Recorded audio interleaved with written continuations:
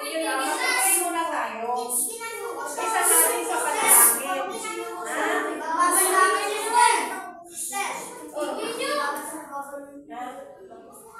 Mamaya, mag-pray muna tayo. Pwede ba tayo mag-isa muna sa prayer? So, ibigyan natin ang mga mata natin para nakikita natin si Jesus. Kasi pag nakamulagat yung mata natin, hindi natin makita si Lord.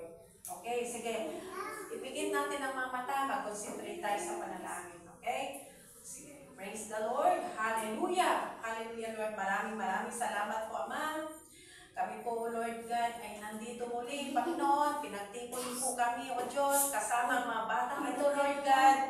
Panginoon, mayroon kayong purpose ngayong hapong ito, Lord God. May plano kayo, Panginoon.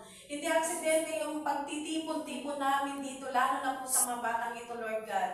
Dahil ang nais mo, Panginoon, ang mga batang ito ay matuto, Panginoon, sa iyong mga salita. Lord, lead us by your Holy Spirit, O God. Samahan mo kami, Panginoon, sa pamamagitan ng iyong presensya. Lord, bigyan mo kami ng wisdom, O God. Lalo na po, Panginoon, ang iyong lingkod na gagamitin mo ngayong hapon.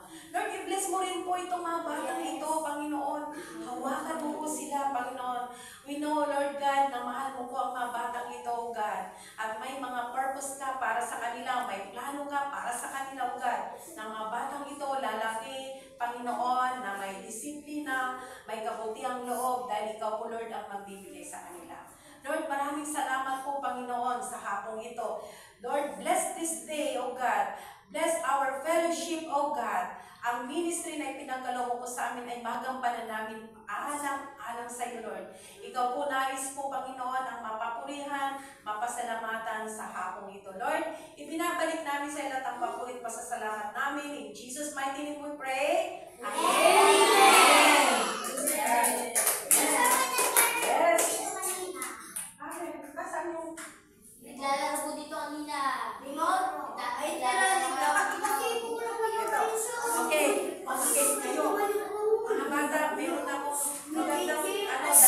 magandang kwento sa inyo about sa mga bata ito, about prodigal son. Narinig nyo na yun?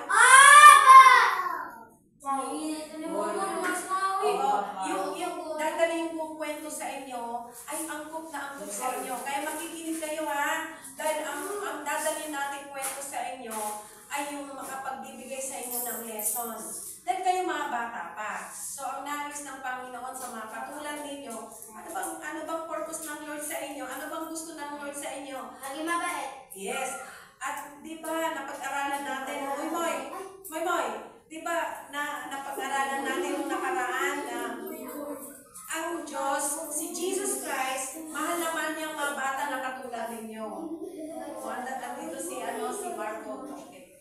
So, lahat ng mga bata, mahal ng Panginoon. Di nyo ba nakikita nung ewan ko, nakapanood kayo sa Superbook? Nakapanood ba kayo? Opo!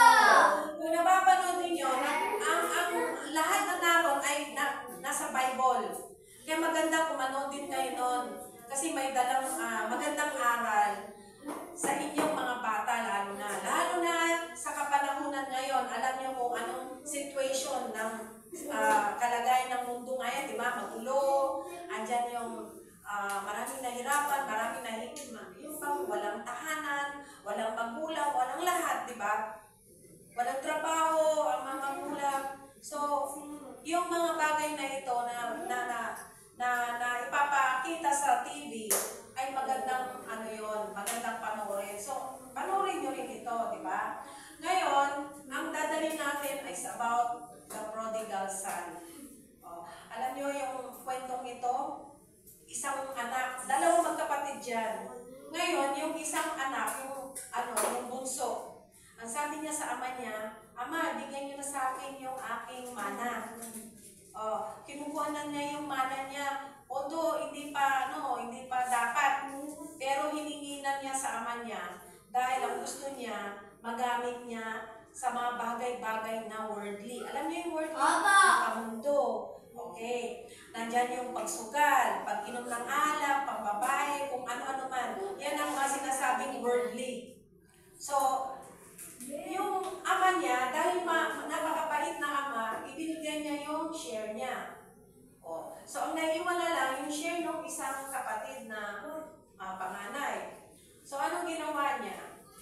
Binigay ng Ama dahil sa kanyang pagmamahal sa kanyang anak. Tingnan niyo ang pagmamahal ng Diyos sa atin. Kahit na alam niya na hindi pa nararapat na ibigay niya yung kanyang share. Kasi alam ng Diyos, alam ng Ama na gugugulin lang niya sa mga walang katuturang bagay. So, anong mangyayari? Mauubos niya yung share, yung binigay ng Diyos na mana niya para sa kanya. So, eto ngayon. So, basahin ko, makikinig kayo ha. O, eto. Sabi dito, ang kwento tungkol sa dalawang anak. Okay, makinig. Sinabi pa ni Jesus, may isang tao, nagkukwento dito si Jesus Christ. Makinig kayo dahil si Jesus Christ ang may kwento dito. Sinabi pa ni Jesus, may isang tao na may dalawang anak na lalaki. Pakinggan nyo dahil tatanungin ko kayo mamaya. Okay? At may premyo rin yung makakasagot. Okay? Sige. Sinabi sa kanya ng bunso, Ama, ibigay na po ninyo sa akin ang mamanahin ko. Makinig, makinig. At, may habol pa. okay. Wala na. Meron tayo. Walis Sige. Okay. Sige, basta pumasok lang ha. Papasukin ko lang MJ. At hinating nga ng Ama ang kanyang ari-arian. Pagkalipas ng ilang araw, ipinagbili ng bunso ang kanyang bahagi at nagpunta sa malayong lupain. Nilustay niya roon sa mabisyo ang lahat niyang kayamanan. Nang maubos na ito, nagkaroon ng matinding tagutom sa lupain iyon, yung pinaroroonan nila. Kaya't siya ay nagsimulang maghirap. Tingnan ninyo yung mga lesson ha. Pakinggan nyo mabuti, may lesson ito. Lalo na sa inyong mga kabataan. Namasukan siya sa isang taga roon at siya ay pinagtrabaho nito sa isang babuyan. Sa tindi ng kanyang gutom at dahil sa wala namang nagbibigay sa kanya ng pagkain, halos kainin na niya ang mga pinagbalatan ng mga bungakain na pinapakain sa mga baboy. Ngunit, napag-isip-isip niya, okay? Ang kanyang ginawa at nasabi niya sa sarili. Tingnan ninyo ha, tingnan ninyo. Labis-labis ang pagkain na maalila ng aking ama, samantalang ako'y namamatay dito sa mundo. Babalik ako sa aking ama at sasabihin ko sa kanya, Ama, nagkasala po ako sa Diyos at sa inyo. Hindi po ako karapat-dapat na tawaging anak ninyo. Ibilang na lamang ninyo akong isa sa inyong mga alila. At siya'y nagpasyang umuwi sa kanila. Malayo pa ay natanaw na siya ng kanyang ama. Malayo pa, nakikita na natin doon. Okay? Ngunit yung ama niya, anong ginawa? Eto. Malayo pa, natanaw na siya ng kanyang ama. At dahil sa matinding awa, at patakbo siyang sinalubong, niyakap at hinalikan. Tingnan ninyo kung paano magmahal ang Diyos Ama sa atin. Kahit na punong-punong tayong kasalanan. Wait lang. Tapusin natin to. Sinabi ng anak, Ama, nagkasala po ako sa Diyos at sa inyo. Hindi na po karapat-dapat na tawagin anak ninyo.